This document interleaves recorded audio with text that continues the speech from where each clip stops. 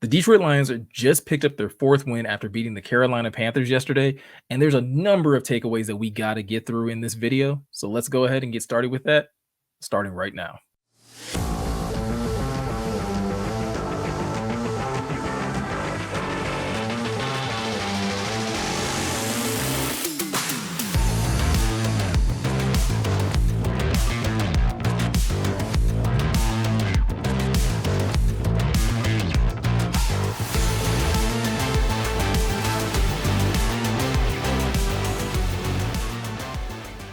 What's going on, everyone? Welcome to the Pride of Detroit YouTube channel. I'm Miko, and in today's video, we are once again going to be taking a look at some of the biggest observations and takeaways to come out of the Lions' latest win over the Carolina Panthers. Now, if you didn't see, the Lions did in fact beat the Panthers 42-24 yesterday and are now 4-1 in the NFL, which has them firmly atop and leading the NFC North, and they're currently slotted in the third overall position in the NFC. The Lions have been looking like a much better team than I think even some people expected. And there was a lot of hype built around this team early on. But looking specifically at this Panthers game, there were a number of things that stood out that even shocked me. And so that's one of the things that I want to highlight in this video. So without further ado, let's go ahead and get that started. So first and foremost, if we're going to talk about big takeaways in this game, we can't do that without talking about Aidan Hutchinson, who picked up his first interception of the season and his fourth interception in his career.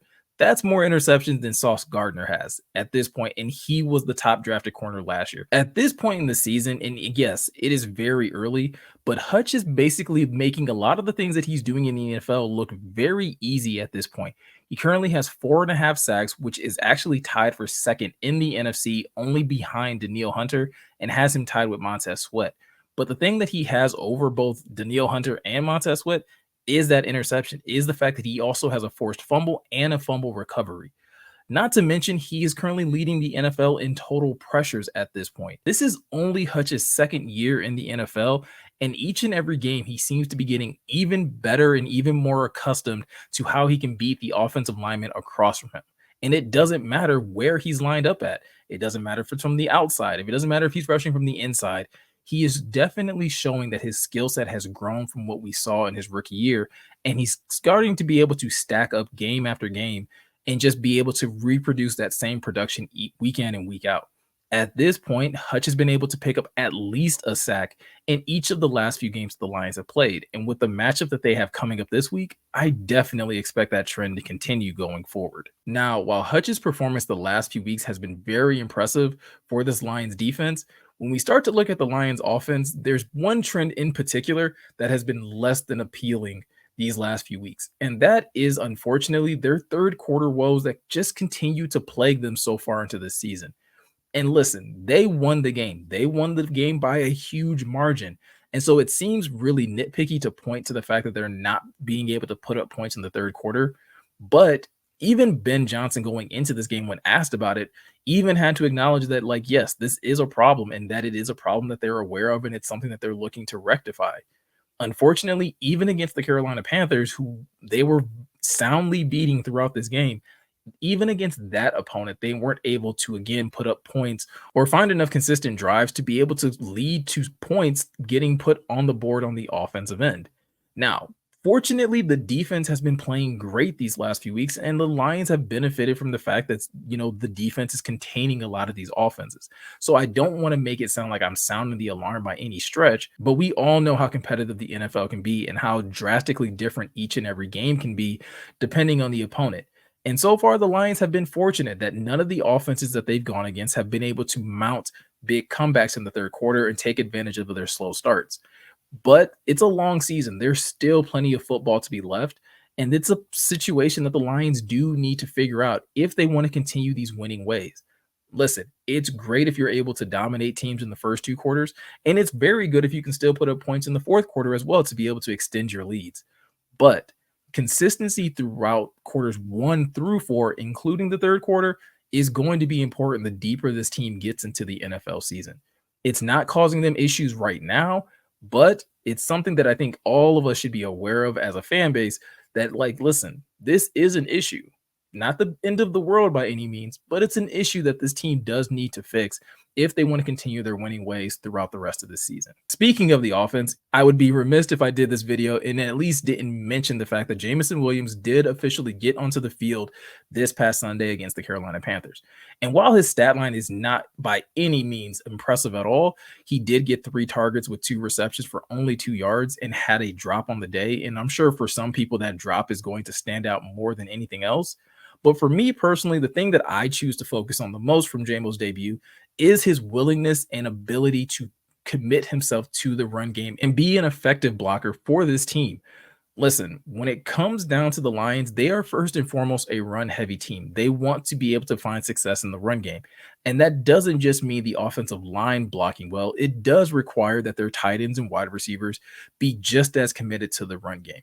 And in a game where Jamo's snap count was going to be fairly limited, even though he did technically play more snaps than even I thought he would play, the fact that he wasn't necessarily getting targeted a ton could make one think that maybe he's not going to give a lot of effort in another aspect of the game. But again, like we kind of saw and we got a glimpse of in the preseason where he had a really big block there, Jamo has fully committed himself to the understanding that, listen, if he wants to be a force in this offense, if he wants to be included in this offense, he's going to have to be effective in the run game. And he definitely did that in yesterday's game, having a really big block that led to David Montgomery getting a big time touchdown against the Panthers. Listen, I know there are going to be people that are like, listen, they want to see Jamo getting targets. They want to see him in the end zone. They want to see him putting up yards. And all of those things I do believe will come in time, especially if he's healthy. But in the meantime, we also have to give him credit for at least being a team guy, not being a diva, not throwing fits because he's not getting the ball or having an attitude because he dropped one single pass. He's showing the ability to put the team above himself. And I think that's something that we still got to give him a good amount of credit for. And again, to be willing and be effective in the run game is just as important as anything else that this Lions coaching staff is going to ask him to do.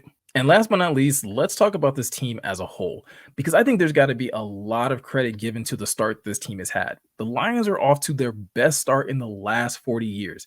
And I don't think that's something that we should take for granted. Yes, it's the start of the season. And yes, there's still so much football to be played. And there's a lot of other hurdles that this team is going to have to get over as the season continues to progress. But at least in the first 5 weeks, this team has impressed me beyond belief. They're atop of the NFC North, which is exactly where you want your team to be. They're third in the NFC, again, right where you want them to be. And then besides just how the records look, this team looks the part.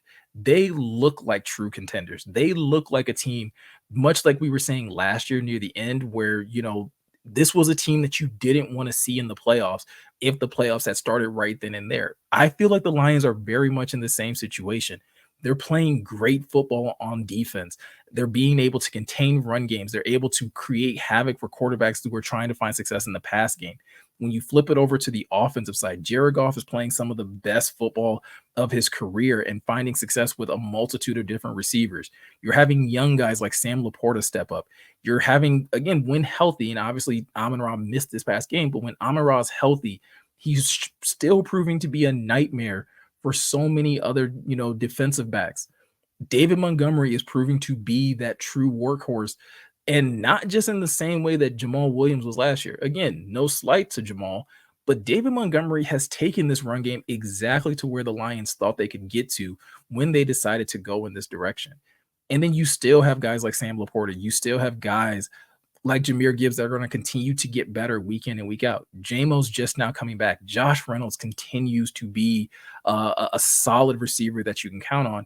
And let's not forget about this offensive line that, even though it's gone through some injuries and had to reshuffle at times, and they're currently probably going to have to deal with an injury with Jonah Jackson after coming out of this game, that is a unit that still helps this offense just be successful. And they're doing a great job of, one, helping this run game be successful, but also, just as importantly, keeping Jared Goff clean throughout, this portion of the season. Dan Campbell basically said it when he was talking to the team in the locker room after the Carolina game. This is the type of win. This is the type of game that they're supposed to win. This is a good team, and good teams win games like this. Good teams don't get tripped up by trap games, because this is something if we're being completely honest, a couple years ago, this is a game that the Lions probably would have lost because it's just the type of game that the Lions would lose against a quarterback that's been struggling in the NFL with a team that's winless, and then the Lions end up being the one team that they give up a win to. And that wasn't the case on Sunday. The Lions took care of business, and they didn't just win. They won in a way that a contender should win. They embarrassed the Panthers. They got up big. But ultimately, what I'm trying to basically say is this team is more than the hype that we got in the offseason because there was a lot of it. There were a lot of people that were jumping on the Lions bandwagon and saying that they would be this and that they would be that. So it's one thing to say that. Through 5 weeks, though, the Lions have put it on display that, yes, everything that you thought you heard about them as a team, things that you heard about specific players, all of it has been real. And some of it has even been better than we initially thought it would be. Again, early in the season, there's still a lot of football to be played. But like Dan Campbell says, if they can continue to stay focused, if they continue to march at the same beat, stay in the same rhythm, there is nothing that can hold this team back from accomplishing everything that we as fans want to see them accomplish and they as players want to accomplish as well. So guys, that's going to do it for today's video. Those are some of the biggest takeaways and observations that I had coming out of this week's game. But I want to hear from you guys. Let me know in the comment section below. What are some of the biggest takeaways that you had? Was there something that I said that you agree with? Was there something I said that you disagree with? Or was there a takeaway that I never even mentioned in this video? Let me know in the comment section below. Also, if you're looking for more information or coverage from the Lions, you already know that you can head over to prideofdetroit.com, check out all the latest articles that have been posted over there, as well as you can subscribe to this YouTube channel. If you do that, be sure to hit that notification bell. That way you can be notified every time we upload a brand new video to our YouTube channel. Once again, everybody, though, I'm Miko. Thank you guys for taking the time to watch, and I'll catch you guys in the next one.